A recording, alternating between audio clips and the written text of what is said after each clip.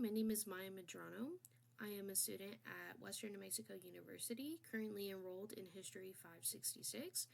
And today we're going to be taking a literary lens on the Mexican Revolution and socially critique The Underdogs, written by Mariano Azula.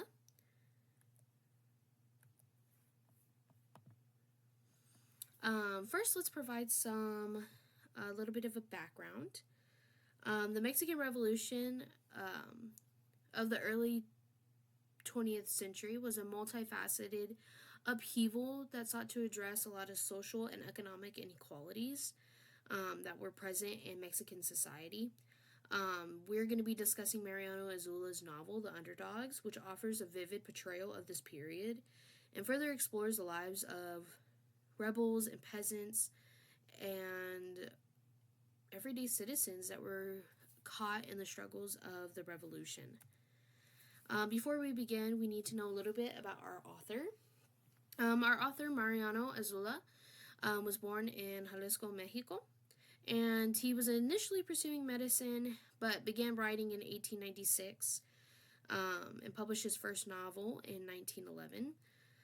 During this Mexican Revolution, Azula served in political affairs under Madero and later joined the Constitutionalist movement. He has a multitude of experience, especially as a field medic with Pancho Villa's forces, and essentially, from his experiences, wrote Los de Abajo, which translates to The Underdog.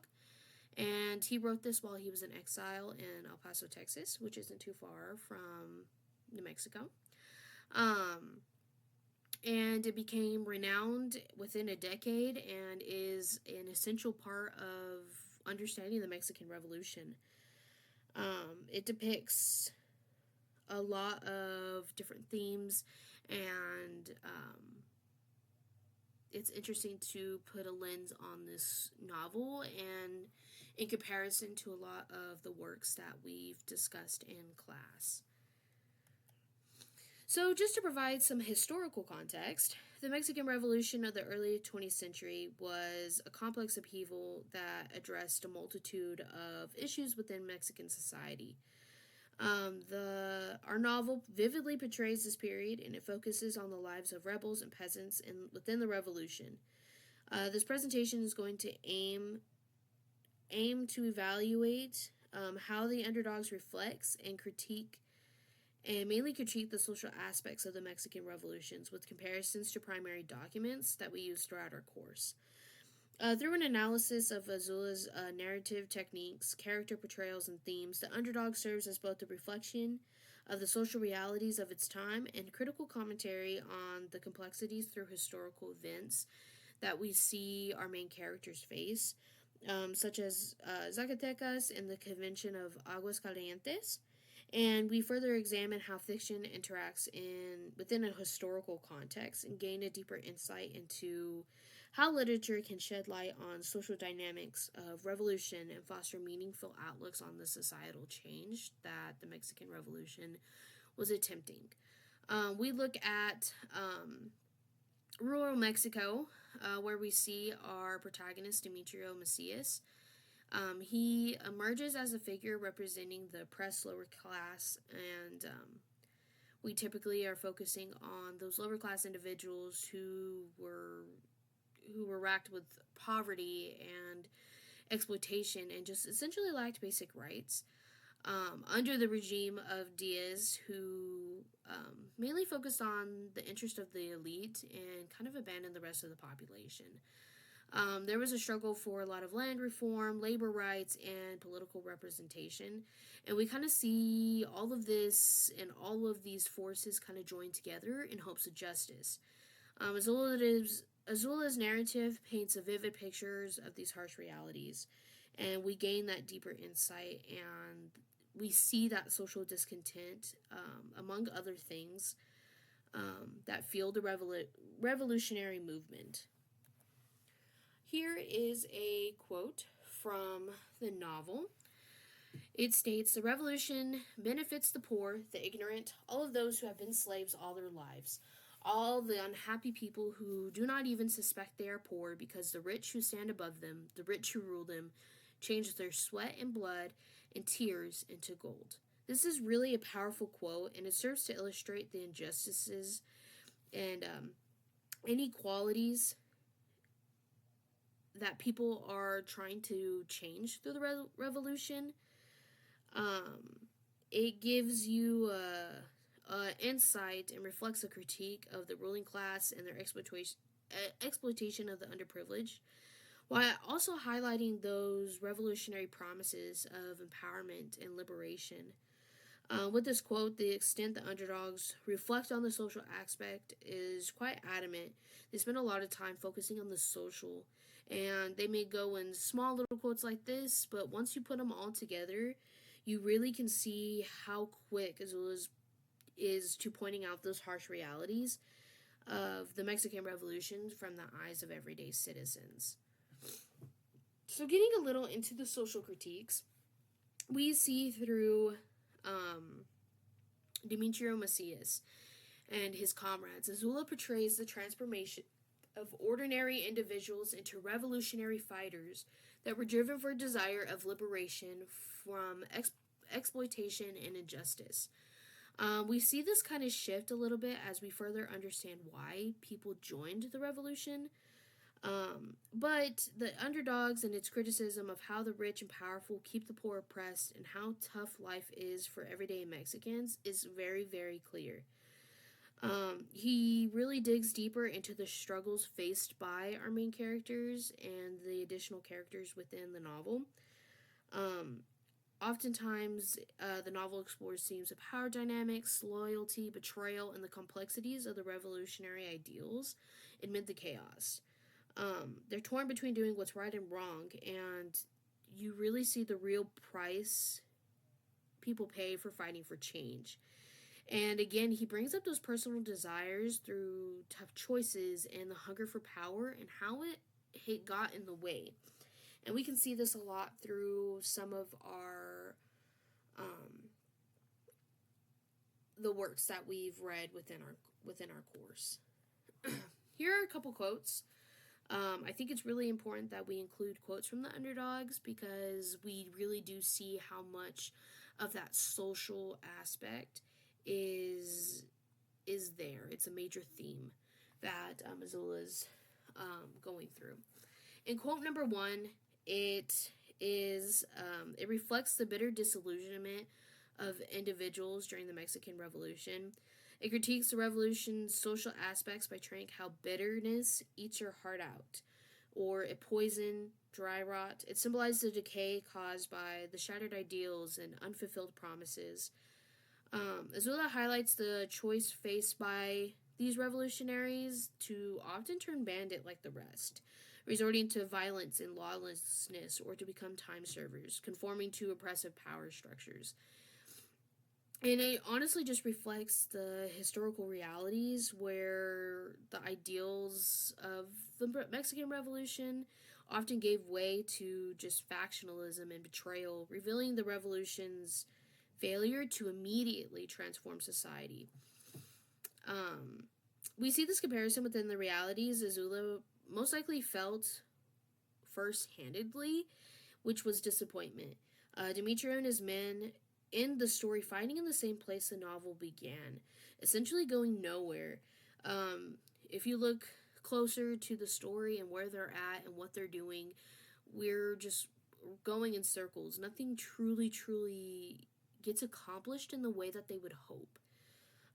His novel also communicates the disconnect between the politics of the revolution and the reasons why people join specific movements, which we're going to talk about later. Azula's portrayal of the revolution of the 1910 can show that there is a pivotal role in igniting the revolution that aimed to overthrow the tyranny and the injustice by referring to the land as steeped in blood of martyrs, blood of dreamers. Azula highlights the sacrifices made by those who did fight for social justice and change. And it kind of just captures that revolutionary spirit and ideals of that era. And further, it just celebrates the courage and visions of those that gave their lives for a better Mexico. Um, the next quote in the Underdogs, quote 3: "If a man has a rifle in his hands and the belt full of cartridges, surely he would use them. That means fighting. Against whom? For whom? That is scarcely a matter of importance."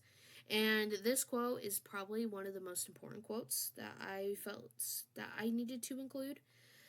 It shows that when someone has a gun and bullets, they feel compelled to fight, no matter who they're fighting for or against or what. It reflects how chaotic and how survival focused the Mexican Revolution actually was, where personal safety often mattered more than the clear reasons for even fighting.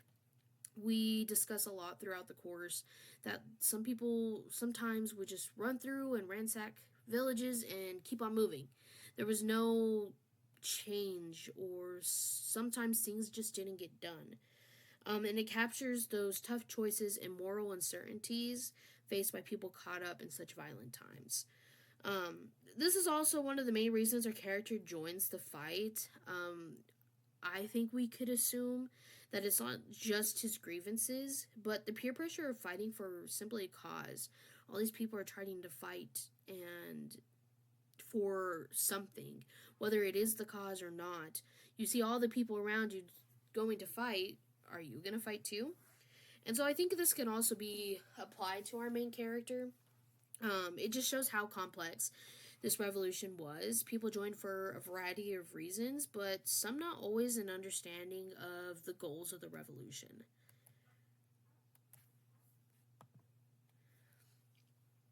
And we're going to kind of compare a lot of these feelings within the primary documents that we've discussed within the course. The novel vividly depicts the exploitation and oppression endured by lower classes at the hands of the elite. Through characters like Demetrio Macias and his comrades, Azula portrays the desperation that drives individuals to take up arms against a corrupt system. The primary documents for the Wasserman, such as Document 22, within a brief history with documents, discusses hunger and protest over food and supplies during the revolution. It provides a historical context that really aligns with Azula's narrative. They underscore the social unrest and economic disparities that fueled the revolution, corroborating the novel's critique of the societal issues. This hunger and death amidst protests over basic food supplies, which was a huge reminder of the hardships of just the chaos that people were experiencing. This goes into just critiquing the revolution itself, initially driven by the ideals of justice, could just descend into chaos and division and betrayal.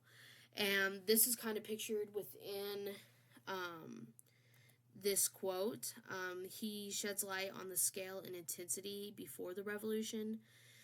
Depression, crop failure, and political oppression furnished critical ingredients for revolutionary discontent, but the massive and unparalleled assault on the land after 1905 ignited the fire of the revolution.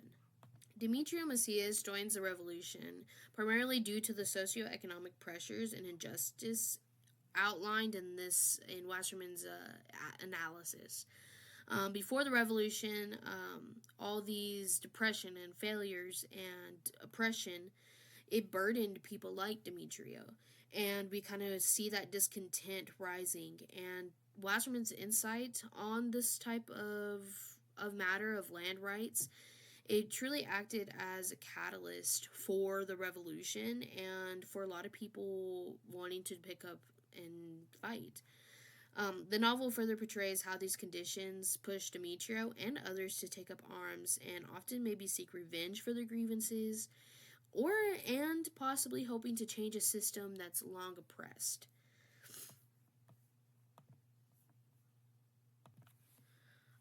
Throughout this presentation so far, we've talked about a lot about division, and I think it's really important that we talk about factionalism and the shifting of alliances and internal conflicts among revolutionary factions. This fragmented landscape is mirrored in our main character's story as his troop faces challenges that ultimately lead to their demise and their disintegration of being on the same task, that unity. Um, the failure to bring about substantial social change for the people was huge. His inability to achieve this is often mentioned. He confronts numerous setbacks and betrayals that undermine his leadership and diminish the prospects of achieving actual reform. Um, a lot of times, we see these different ideologies, personal ambitions, and regional interests that often clash, and it kind of weakened the whole revolutionary cause. Um, and things just got a little complicated. We see this a lot. We can see this within the death of Demetrio's comrades. It kind of depicts that human cost of revolution. I feel like oftentimes when learning about history, we kind of just, oh, this happened, but we sometimes don't take a moment to really think that these people were divided and fought for different reasons, but we're still people. And so these losses really reflect and critique how revolutions can influence violence and suffering without even really achieving lasting improvements in social conditions. Here's some quotes from our class readings and from our novel. In quote number 1, the Underdogs, the speaker emphasizes that their fight in the Mexican Revolution transcends from personal vendettas against individuals like a miserable murderer. Instead, they are driven by ideals of justice and freedom, fighting against tyranny itself and rallying behind principles that unite revolutionaries like Villa and Carranza. With this being said, the quote shows that most people were divided and unsure of the real fight. In quote 2, the quote highlights the diverse backgrounds of those that were involved in the PLM. It underscores how ordinary people from various socioeconomic backgrounds, including migrants, farm workers, intellectuals, were united as rebels against the status quo. But you can look at it this one or two ways. It's a positive, but also it can depict how divided the movement was because of these various backgrounds. They may be united to better New Mexico, but go about it in a different light. For example, during the Mexican Revolutions, we had the Constitutionalists, led by Carranza, aimed at to restore constitutional order and sort of go about implementing more moderate reforms. Whereas we have the conventionalists led by Pancho Villa and Emiliano Zapata that sought more radical agrarian reforms in social justice and often clashed. We see this focus on land redistribution and indigenous rights, while a lot of other people are focusing on emphasize military power, especially in the north. And beyond these major factions, various regional groups added complexity, and it wasn't aligning with the larger movement. And oftentimes they weren't in pursuit of local grievances. We kind of lost the goal somewhere in between. And it really shaped the outcome of the Mexican Revolution. So I really wanted to include this quote to depict those sides of things. It's a positive, but also it could lead to further division within the main goal. In quote 3, in quote 2, sorry. We also see this happening. Demetrio actually encounters various rebel groups with differing goals and backgrounds. Some, like his own group, are motivated by social injustice and personal vendettas, while others have a different political aspiration, such as the constitutionalists and conventionalists, like I mentioned. But this internal division was also present. It wasn't just between factions, but within factions as well. A lot of people were defeated and and things went south whenever internally people weren't strong. We see that Demetrio often wrestles with loyalty, trust issues, and just differences between the way that they view the revolution. And it really does mirror the complexities actually faced by revolutionary factions. Um, Moving on to quote 3, this division really affected the Mexican Revolution. We see a lot of people, they looked at farmers as dumb, lazy, and ignorant, where peasants looked at landowners as educated people that were inept when it came to raising crops and handling cattle. This kind of shows how deep the division was between class. We see rural communities really fighting against the elite or the educated elite, and it really affected agrarian movements, specifically led by Zapata. And the call for land reform and justice mobilized the hacienda system and its inequalities. The revolution saw widespread uprising from farmers and from people wanting to reclaim their own land, and that distribution among those communities. But again, it highlights that struggle for land and resources and autonomy that define the revolutionaries' goals. Yet the division between peoples is clear, and you can really see that division seen in the underdogs.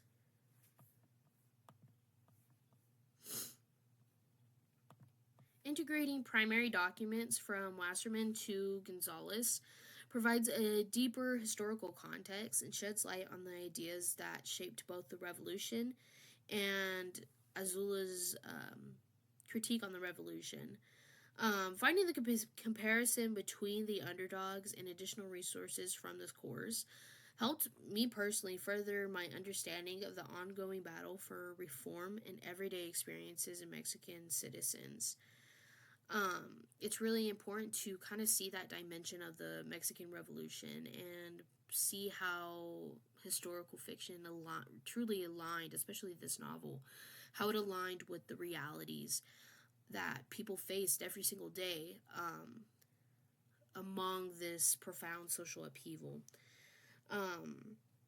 In essence, the underdog stands as a timeless testament to the struggles for justice and equality, and it challenges us to reflect on the revolution that continued to shape Mexico and shape the pursuit of a more just society. And essentially, it's really clear how Azula sheds light on the social factors and upheavals and issues within the Mexican Revolution. Here are my references. References for photos, for the novel itself, and additionally, some of the works that we used within our course will be listed here. Thank you again, and have a great day.